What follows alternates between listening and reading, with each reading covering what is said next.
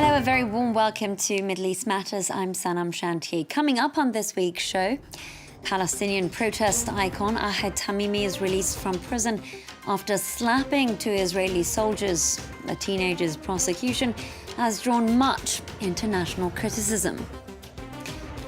The chaos of war. Syria's economy is driven underground, this as the black market thrives across the country.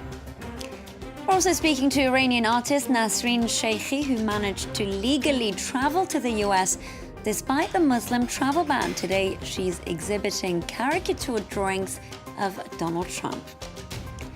All those stories coming up, but first to Palestinian activist Ahed Tamimi, who has been released from Israeli prison several days after her acquittal. The teenager has said she used her time behind bars to study international law. That's according to British media. Now, as Robert Sutton Maddox explains, Tamimi's case rose her to international prominence. A hero's welcome for Ahed Tamimi. Wearing her trademark black and white keffiyeh, the Palestinian teen was greeted by friends and supporters. Prison taught me a lot of things. In prison, I was able to figure out the right way to deliver the message of my homeland. It taught me to love life, because in prison, people feel that the small things are valuable. Imprisoned for 8 months for slapping and kicking two Israeli soldiers, her actions made her a symbol of resistance for Palestinians against Israeli occupation. Video of her altercation quickly went viral, garnering her headlines and an assault charge. It's not the first time Tamimi attained viral fame. In 2012, she was photographed raising her fist at an Israeli soldier, and in 2015, another video in which she attacked a soldier trying to arrest her brother was widely shared on social media. While many Palestinians praised Tamimi's actions as courageous, Israeli authorities see her in a different light. I think Israel acts too mercifully with these types of terrorists and others. Israel should treat harshly those who hit its soldiers. Her case has drawn global attention, with human rights groups questioning Israel's decision to jail a minor for slapping soldiers. Moving on, in Syria, a country ravaged by civil conflict, the black market is booming. Due to this thriving trade of various goods, the economy has been driven underground, and with taxes levied, profits are being made by both rebel groups and the regime of Bashar al-Assad. Owen Barnell has more. On the road between Damascus and Aleppo lies Marek, a crossing point blocked by demonstrators. They are unhappy with rising taxes. We're owners and employees of stone quarries. We're here to protest against the raise of taxes at the Marek crossing. They have more than doubled it. The checkpoint is controlled by an al-Qaeda-affiliated group. Every day, dozens of trucks pass through here, carrying goods between government and rebel-held territory. The civil war opened up new trade routes in Syria. Despite the conflict, business continues to thrive. Concerning trade at the Marek crossing, nearly all goods are authorized. Raw materials for liberated areas coming from regime areas go through here, such as gas, fuel, or gasoline. Vehicles are crossing directly between us and the regime. Marek is a lucrative spot to hold. Rival Islamist groups seek to control it. Trade from all regional factions goes through here. Kurds, Turks, rebels, pro-regime, Islamists all benefit. It is a well-oiled operation. This month, diseases have affected the tomatoes. They come here from Dera in the south to Damascus, so from Dera through regime areas.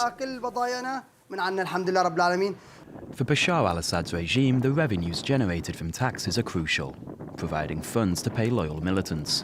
But the profitable trade is a smokescreen, disguising a Syrian economy ravaged by the 7-year civil war. The World Bank estimates that losses amount to nearly 180 million euros.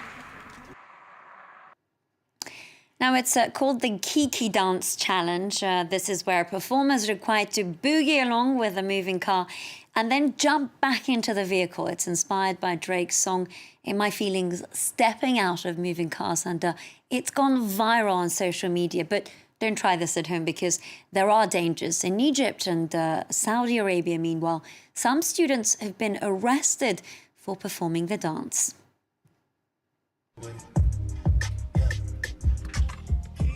It's the latest video challenge to take the internet by storm, the Kiki dance, which involves getting out of a moving car and dancing alongside it to Drake's In My Feelings. Celebrities around the world have posted their videos, including the goalkeeper of Egypt's national football team. I think it's a nice challenge. We get inspirations from other cultures and interpret them in our own ways. I don't see any problem with that. I find this Kiki dance thing disgusting. Doing that can put you and others in huge danger, as we've seen in many of those videos. Police around the world have warned against the viral dance following a number of accidents, but the Egyptian authorities have gone a step further. The act is now subject to up to €143 in fine or a year in prison. One student has been arrested. The country's president, however, appears to take a more light-hearted approach. At a gathering with the university students, Abdel Fattah al-Sisi broke into a laughing fit as he jokes about the phenomenon. قاعدين انتوا تركبوا العربيات وكيكي وكيكي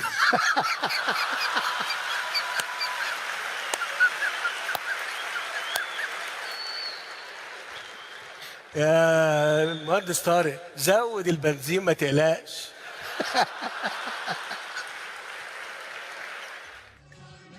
Some Egyptians claim the Kiki dance started in their country, giving as an example this music video by the group Radar, dancing to Mohammed Al-Azabi's Luxor Baladna.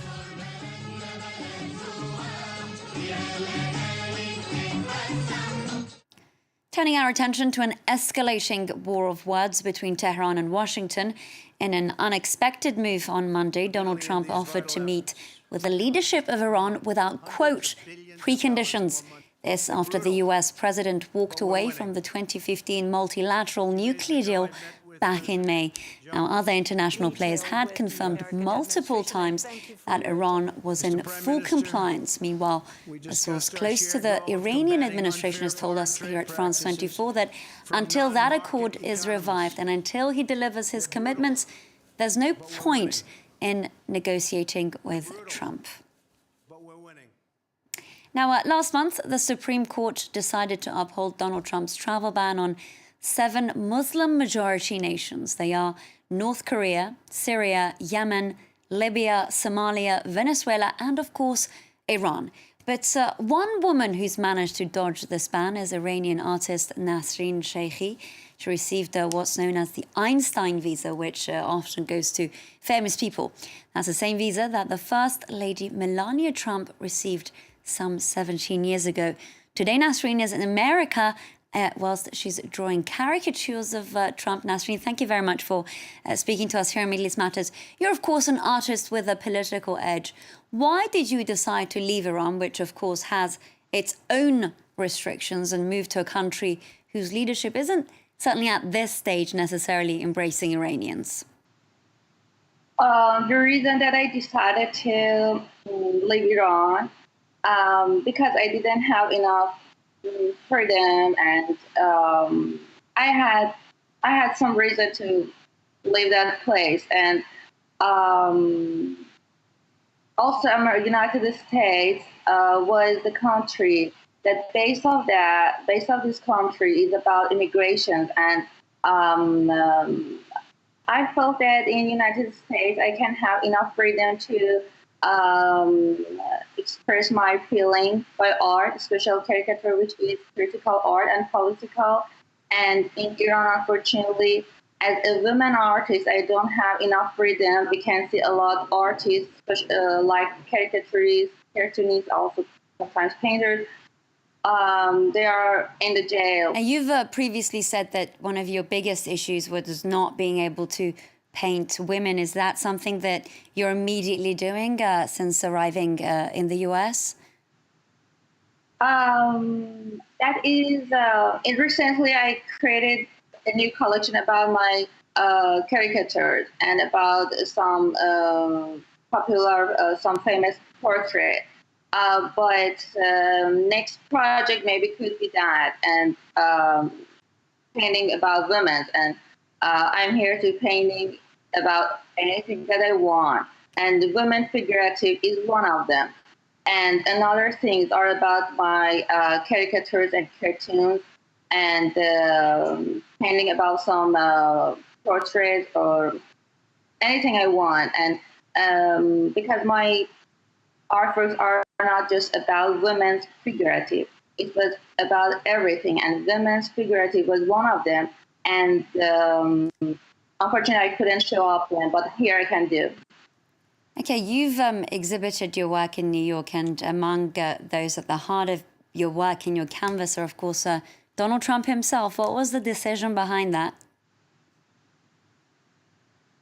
I could find the smallest canvas in art store, and then I was thinking that I can paint Donald Trump on it. That is very small, very tiny size of canvas with huge frame around that. For me, the big frame behind of that Donald Trump is the symbol of White House and the symbol of situation of a president. And as usual, each painting should be fit with frame. But in that painting, the character is more smaller than frame. It's not fit with that frame. I wanted to say that his character as the president is not fit at his situation. Nasrin Sheykhi, thank you for speaking to us here on Middle East Matters. Now that's it for this week. Don't forget you can contact us by visiting our Facebook page, Middle East Matters France 24, or you can drop us a tweet. Thank you for watching.